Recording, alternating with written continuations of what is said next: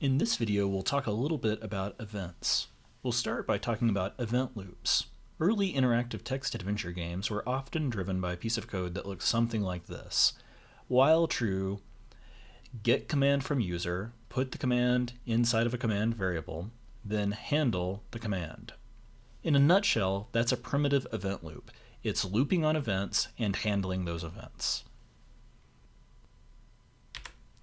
JavaScript already has an event loop that's tied to the browser. Conceptually, JavaScript's event loop looks something like this. While true, we wait for input, timers, display events, and asynchronous tasks. We process input, we dispatch events, and we update the display. But if JavaScript already has an event loop, how do we put our own code into this loop? The solution is something called event-driven programming.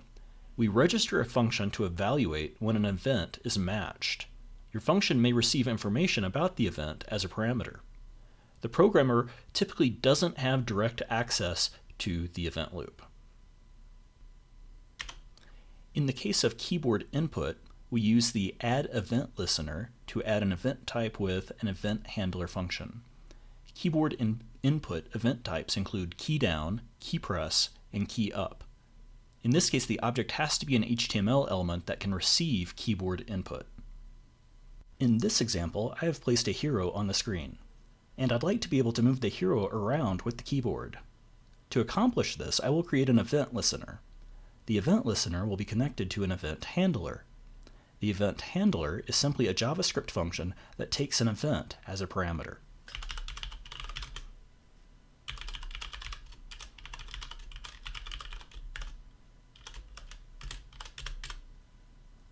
The event E will always be a keyboard event and has a property called keycode that identifies the key that was pressed.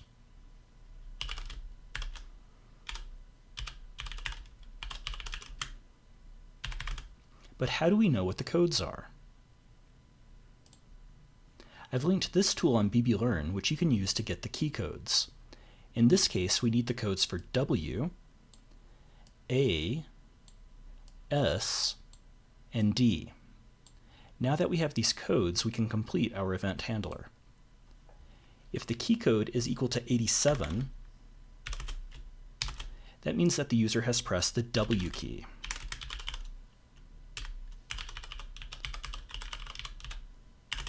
And we're going to alter the Y position by 10.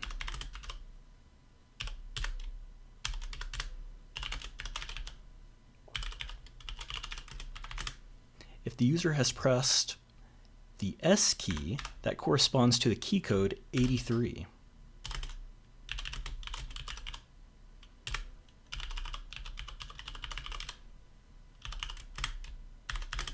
And we'll increment Y by 10.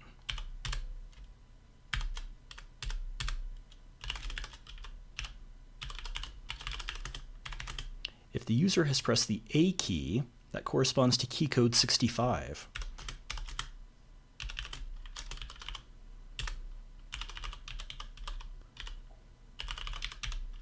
And we'll decrement X by 10. And finally, if the user presses the D key, that corresponds to key code 68.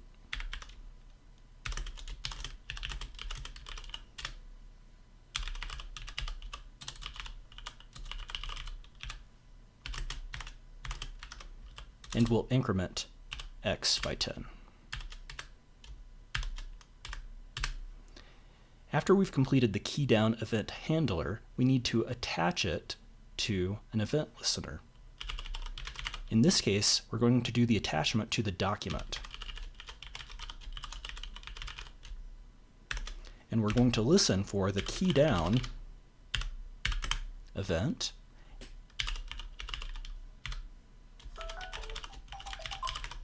and we'll attach our key down event handler.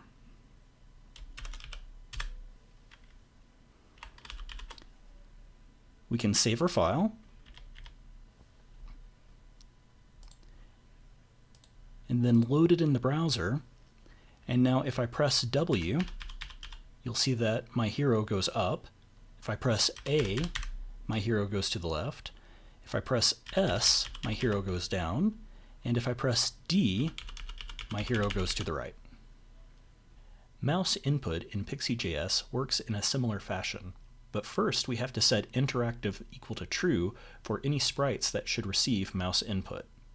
Once that's been done, we can use the on method to set the event type and the event handler function. Event types that can be matched include mouse down, mouse up outside, that is, the mouse went up outside of the sprite, touch start, touch end, and touch end outside. In this example, we will make the hero move randomly when clicked with the mouse. To accomplish this, we need to write a mouse handler function.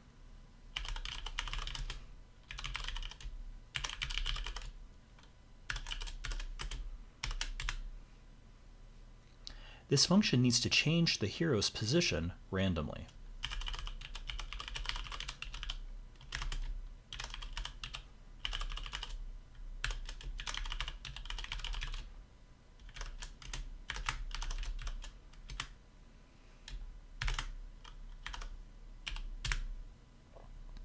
This recipe will give us a number from 50 to 350, which should keep the hero well within the gameport boundaries.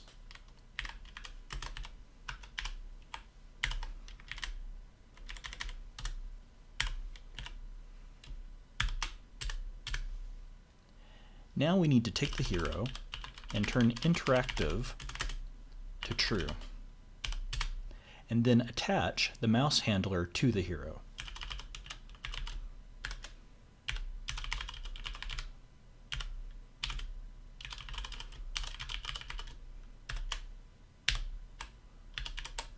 Let's save our game, hit reload, and now let's click on our hero.